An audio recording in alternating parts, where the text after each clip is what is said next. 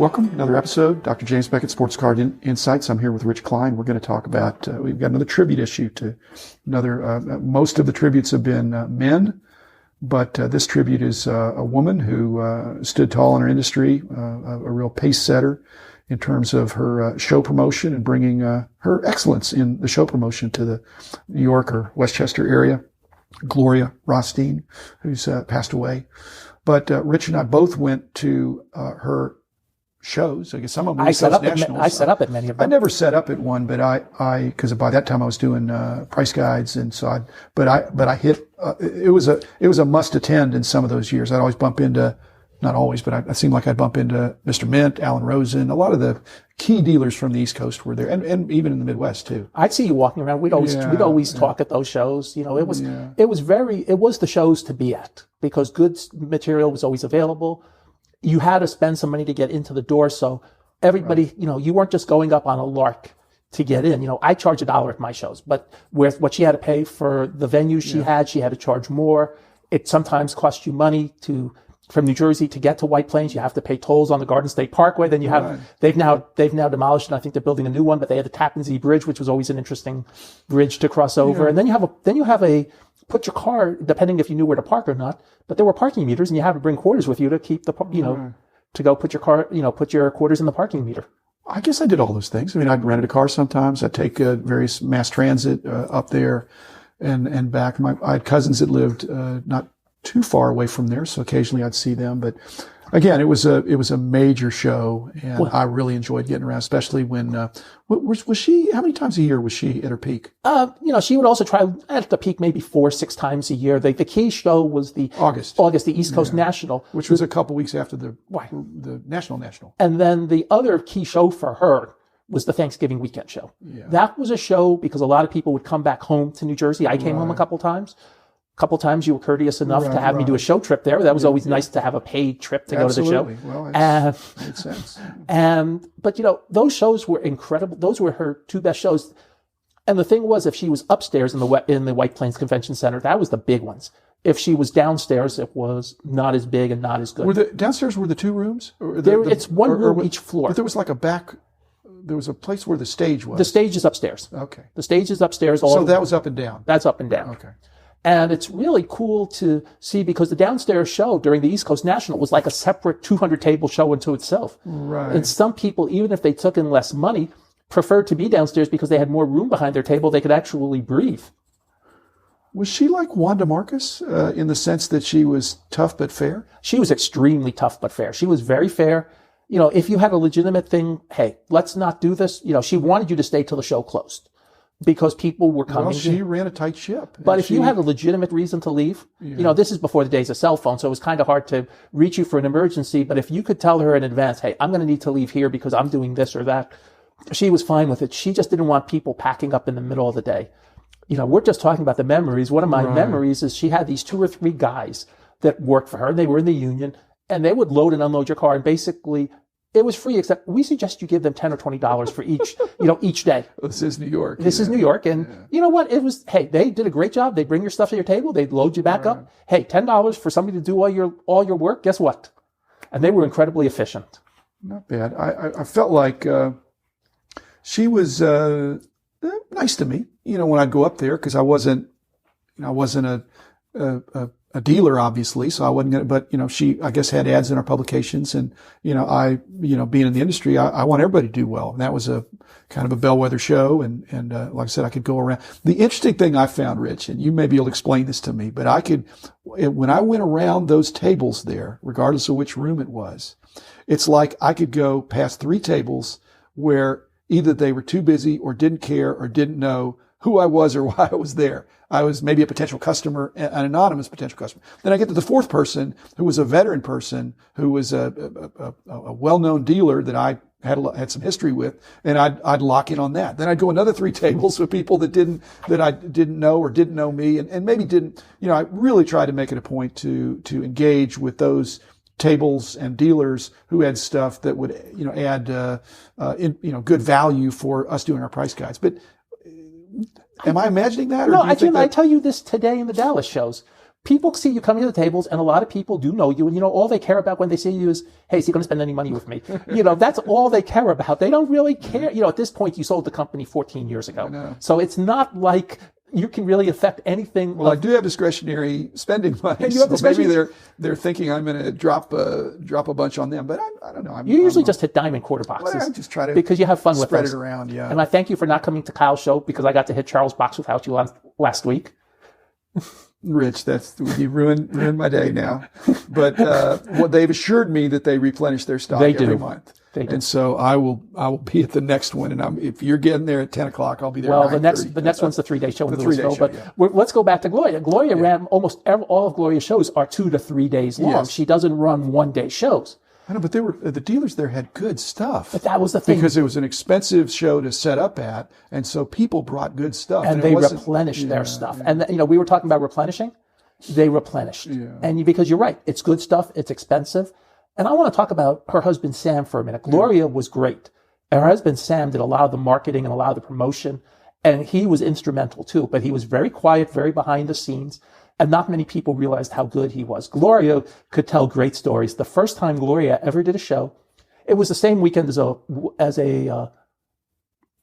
the show down at the George Washington Motors Lodge.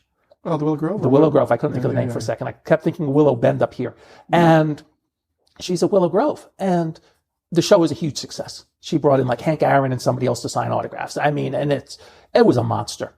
And the problem was a lot of dealers, frankly, did not do as good a job as physical hygiene as they should have for the show. Oh. And so that night after the show closed, she and Sylvia, her number one assistant. Sylvia was great. Yeah. And they went to some store and they bought out like 300 bars of Dove soap. And they put a package of soap behind every dealer's table on the chairs and basically said, when I say professional, I mean professional. And I expect you all to at least not smell like a gymnasium when you come in here. And I think that's also where the two guys came from that she made sure to hire going forward. Hey, tip these guys $10 to $20 and, we'll have a clean, we'll have a show that professional, business casual, attire. Well, she was a businesswoman. She was. And she understood the importance of branding and marketing. In fact, if it's Sam, she was not Gloria Rothstein show. She was a Gloria Rothstein shows, which again, if you're in the yellow pages or you're looking up alphabetically, she would present with the A's. Yes. And that was clever in the day. I guess it might not matter that much today, but it just showed the attention to detail that she had. What else could current day promoters learn? I mean, you're a promoter. What else have you learned, or do you think other promoters or show attenders could benefit or learn from Gloria's excellence in her show promoting? One thing Gloria did is that she tried to expand and do various locations. And if the show didn't work, she would basically tell you, you know what, go home. I mean, I went to one show on a Sunday. I remember when she was trying to expand, and it was a nice location, but it was a little hard to get to. And I get there at 1 o'clock. She basically told the dealers, hey, look, we're not drawing people. I know we say 5, but go home. Basically. Otherwise, if you left early, she would, a blacklist might be too strong a word because maybe you'd get a warning. Yeah. But she wanted the customers to have a good experience and the dealers to have a good experience. Bob Schmier was another one like that. Exactly. You stay till the show closes. Right. I'm more like, look, if it's not great, leave. All I ask you to do is tell me. Rich, just go. Oh, fine. Hey, don't pack up without telling me unless you have a real reason. Yeah. Like my 2-day show, somebody had to go to the store because their father passed and they had to close up the store for, okay, fine. You do whatever you need to do. Your life is more important. And that was something Gloria was very good at. She said, look, I'm tough, but your life is more important. And if you have an important thing that comes up, deal with that. Do you think, again, being politically correct, to what extent was it an advantage for her to be a woman in a man's world? I think it was very much an advantage but the thing was, she was tough and you didn't cross her. Right. But you also had to show her respect. You couldn't say things to her that you could to a man, which sounds kind of weird to say. Probably true. But you couldn't say certain things to her. Even though she could probably cuss you out with the best of them. I never heard it, but she probably could have. Yeah. And did she sell? She sold toward the end. Or was that her son selling? That was her son. She never sold. She never had a corporate. And she had other antique kind of things. She did coin shows. She did all sorts of shows. In fact, she knew Alan Rosen from doing coin shows. She knew some of the dealers who had done coin shows or other jewelry shows or others of her shows. That's why a lot of the early shows, even though they're baseball card shows, are baseball card and paper shows, because she knew dealers from the other world and they would come in. somebody like Ace Marchant. Ace would be there, yeah. Ace would be there. We talked about Ace, but Ace may have been at her other stuff. May have been at her other stuff too. Because Ace and his wife Tibby had a home maybe 20 minutes from White Plains, so for them it was a nice easy trip. A lovely part of the country, I think, up there. White Plains is a nice part of the country, and there were a couple stores nearby. I mean, the stores would get jammed whenever Gloria had a show.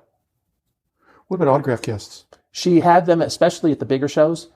And, and just to say something, Jimmy Ryan eventually bought out from her son, Dean, the show.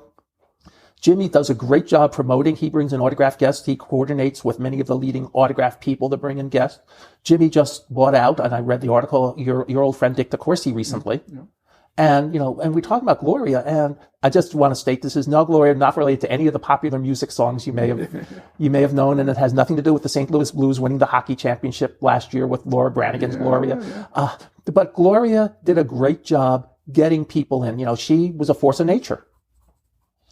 She was a force of nature, but in those days, the success of her shows was not, I don't remember her having a lot of younger collector initiatives. It seemed like it was more directed toward baby boomers or people that had bigger bucks to spend for nicer cards and stuff. It costs money to get into the door, but I remember. I don't remember having kid days. There's no kid days, but there's no shortage of kids at the show. It's just that there's no kid days like the National has, where I think now every day is a kid day at the National. And then it's coming back. And it's coming back. When I do my show, and granted it's $1 to get in, but I'm very kid friendly. And basically, if you're a kid or you're a significant other, unless you really want to pay, I just let you in because there's no reason. You're not there you're not a collector. Why spend the money? That it's only $1, but why spend the money? Sometimes if I have a door prize, if I do, bucks at the door, where you do an hourly door prize for, I'll say, look, here are your options. I'll either let you in for free, but if you want a door prize ticket, then I suggest you pay. And sometimes I've had free autographs and I said, look, you can either come in for free, but I suggest you pay so you can get the free autograph. I try to be fair with that. And that's something where Gloria was. You could say a lot of things about Gloria. You could never say she wasn't fair. Well, she was a businesswoman first, I think. I mean, she wasn't doing it as a hobby. No. She was doing it as a business, and she understood that her brand promise was to her different constituencies that I'm going to put on a very professional show, and you're going to be professional if you're here. And so I think that was exemplary. And again, it was a woman in largely a man's world in those days, and yet she could hold court. She'd hold court and be judge and jury. And I kind of wish she ran a couple times for the Nationals and she didn't win, but I think she would have done a great job with the National. She would have, but I mean, her sweet spot was just right there of the 300 tables or whatever the thing was, especially because I think she had some customer intimacy. I think she kind of knew her dealers, would screen her dealers, and I don't think it was first come, first serve there. And I think that adds to the experience that if you were a dealer at her show, there was an implicit code of conduct. And she made that very clear, and that's what we've talked about. Well, we're out of time, but we just wanted to give you listeners a chance to get a glimpse into what that would have been like back mostly decades ago. In a great run that Gloria had as a preeminent show promoter in that area, and even people came from all around. I mean, I know I flew halfway across the country to be there. But you were also doing business. I know, but it was worthwhile. Yes, it was worthwhile, and she knew that, and she was very accommodating to me and didn't make it tough for me. I don't think she gave me free admission though. That's okay, but I enjoyed it, and there were some great dealers there. So again, we're out of time. I don't know that I thanked our sponsors: Topps, Panini, Upper Deck, Heritage Auctions, Huggins and Scott Auctions, Burbank Sports Cards, Mike Stadium Sports Cards, Beckett Media, and Beckett Grading, Beckett Authentication, and ComC.com. Many of those were not at the show. Topps wouldn't have been at the show, but Topps products would have been there. Topps did a few in the 90s. They did a set for the 91 East Coast National. Good point. Yeah. So Topps by the early 90s really got involved with the East Coast National as well. In fact, we'll talk about that at another show. But they did a special. They stamped some of the cards in Stadium Club, and I remember Theo coming up to me. I should have held on to my set. Yeah, Theo coming up to me. Rich, do you have $150? Yeah, okay, well, you got to buy this for the company. Okay. Nolan Ryan might be that right now. So that's enough about Gloria Rothstein, resting in peace. And she's got a great legacy. So thanks, Rich. Thanks, listeners. Be back again tomorrow with another episode.